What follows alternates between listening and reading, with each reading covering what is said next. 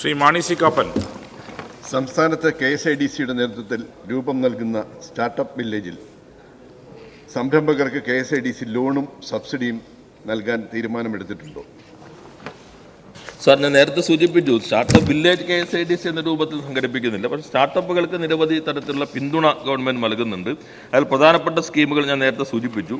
പിന്നെ സംസ്ഥാന സർക്കാർ ഇപ്പോൾ വ്യവസായ നയത്തിൻ്റെ ഭാഗമായി 18 പുതിയ ഇൻസെൻറ്റീവ് സ്കീമുകൾ, അതിൽ സ്കെയിലപ്പ് ഇൻസെൻറ്റീവ് ഫോർ സ്റ്റാർട്ടപ്പ് എന്നൊരു സ്കീം സ്റ്റാർട്ടപ്പുകൾക്ക് വേണ്ടി സ്കെയിലപ്പിന് കൂടുതൽ ഉന്നതിയിലേക്ക് പോകാനുള്ള പിന്തുണ സാമ്പത്തികമായിട്ട് നൽകുന്ന പദ്ധതിയുണ്ട്. വിദ്യാർത്ഥികളും യുവ സംരംഭകരുടെ നൂതനവും വ്യാപാരയോഗ്യവുമായ സംരംഭങ്ങൾ മിനിമം വൈബിൾ പ്രൊഡക്റ്റ് വികസിപ്പിച്ച് മാർക്കറ്റിൽ ഇറക്കുന്ന സ്റ്റാർട്ടപ്പ് കമ്പനികൾക്ക് അവരുടെ പദ്ധതികൾ വിപുലീകരിക്കാൻ, മാർക്കറ്റ് വികസിപ്പിക്കാൻ മാസ് പ്രൊഡക്ഷനും KSIDC ഈ സ്കെയിലപ്പ് സപ്പോർട്ട് നൽകുന്നുണ്ട്.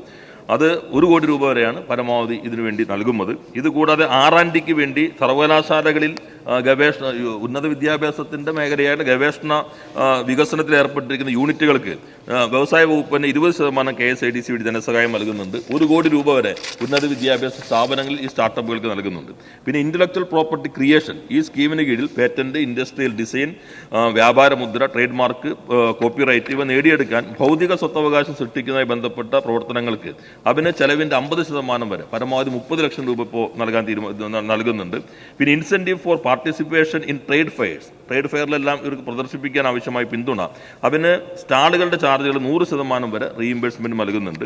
പിന്നെ access to finance through IPO route, IPO വഴിയാണ് ഇതിൻ്റെ എല്ലാം മൂലധനങ്ങൾ കൂടുതലായിട്ട് വരുന്നത്. അതിനു വേണ്ടി SME പ്ലാറ്റ്ഫോം വഴിയുള്ള ഫ്ലോട്ടിംഗ് പബ്ലിക് ഇഷ്യൂവിൻ്റെ ചെലവുകളുടെ 50% തുക 1 കോടി രൂപ വരെ ഗവൺമെൻറ് നൽകുന്നുണ്ട്.